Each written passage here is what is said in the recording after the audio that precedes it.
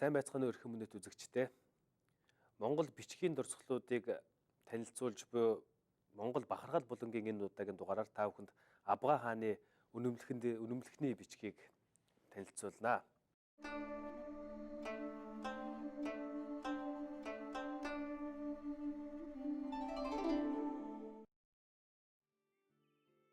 Абгаа хаан бол 1234 онд төрөөд 1282 онд бий барсан Монголын Ил хаан тулсын 2 дугаар Ил хаан. За анхны хаан Хүлгүү Ил хаан тийм ээ, анхны Ил хаан. Хүлгүүгийн хүү Абгаа Ил хаан тулсын хаанаар 1265-аас 1282 оны хүртэл Ил хаан байсан.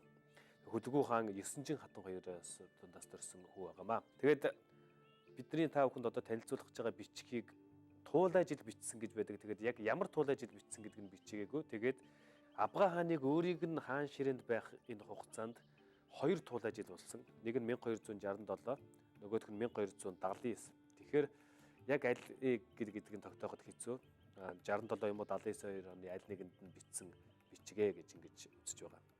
Тэгэхээр энэ бичиг 1921 онд Ватиканы нууц архивд халгагдаж байсан байна л да. Тэгээд тэр энэ бичиг байна шүү гэдэг нь 1921 онд илдод болж судлаачдын гар дээр ирсэн.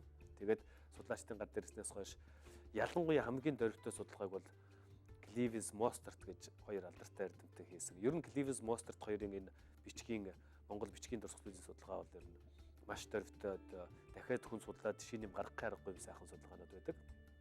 Тэгээд Ватиканы нууц архивд одоо хүртэл хадгалагдсаар байгаа энэ бичгийг 2011 онд Монгол улсын ерөнхийлөгч захиагийн элбэг дорж Ватиканд айлчлахдаа өөрийн биеэр үзэж танилцсан байна лээ. Тэг нь бид нар үзсэн. Тэгээд Ватиканы архиваас энэ хүү бичгийн албан ёсны хуулбарыг Монголын талд шилжүүлж өгнө гэсэн баяртай мэдээлсэн. Тэгээд одоо албан ёсны хуулбар бол яг уг их нь юм байгаа гэсэн энэ бичиг одоо манай Монголын талд ирэх юм байгаа. Тэгээд Монголын судлаач нар маань ч гэсэн өөрсдөө үргэлжлүүлэн судлах хүүхэд залуучууд Монгол бичгийнхаа нэг сайхан дурсгалтай танилцах боломж өгдөж байгаамаа. Тэгэхээр юу гэсэн бичээстэй юун үнэмлэх бичиг хэнд өгсөн бичиг вэ гэдгийг одоо бүгдээрээ авч үзье. За ингээд ихээ үзье. За энэ хамгийн ихний үг нь энэ баларцсан байгаа.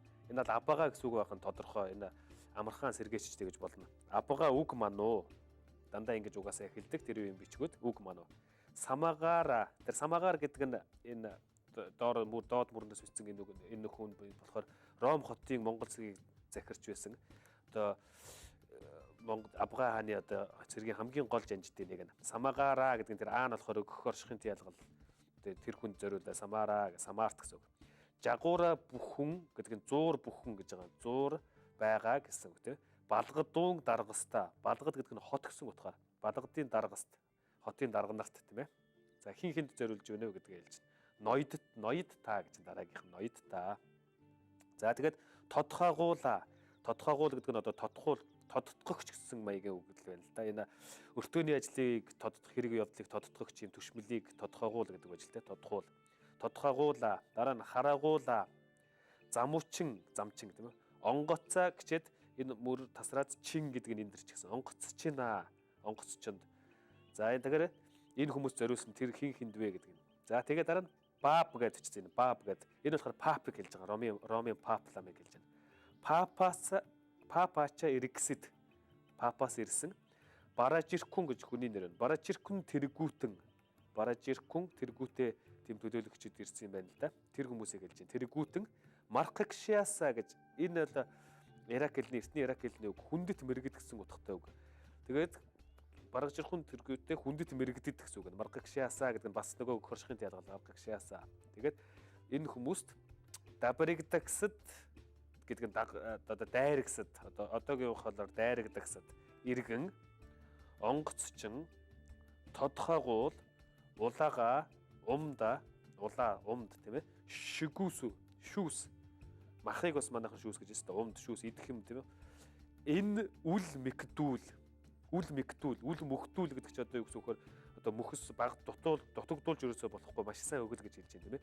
Энэ үл мөгдүүл өгөгдхүн гэдэг нь одоо өгөгтүн гэсэн үг. Өгөгтүн. Ягууд хид төр. Ягууд хид төр гэдэг нь юу хид гэсэн ягуу гэдгийн юу гэдгийн олонтой хид гэдэг дагавар. Энэ болохоор одоо хизээч гэдэг юм уу ерөөсөө яасан ч ямар ч тохиолдолд гэсэн тийм утгатай Монголын ус орчинд байдаг бас гэдэг хэлэг л дээ. Ягууд хид төр хүч бүү хөргдөхөө гэдэг. Ямар ч тохиолдолд яасан ч байсан гэсэн хүч хүргэж болохгүй. Хүч бүх хүргэхгүй гэж юм тийм ээ. Хим бэ гэдэг нь одоо химээ бэ гэсэн үг. Химээ бэ.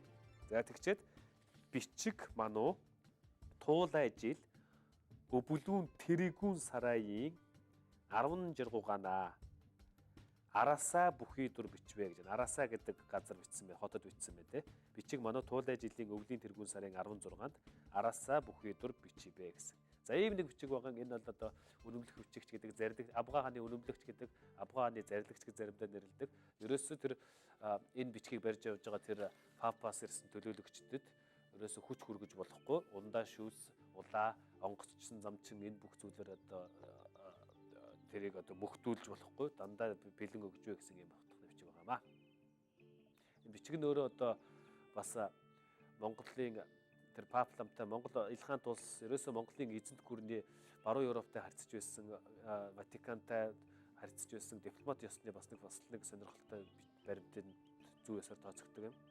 За тэгээд дараагийн дугаараар та бүхэндээ Аргун хааны нэг сонирхолтой захидлыг бас тайлбарлаг өгөх болно.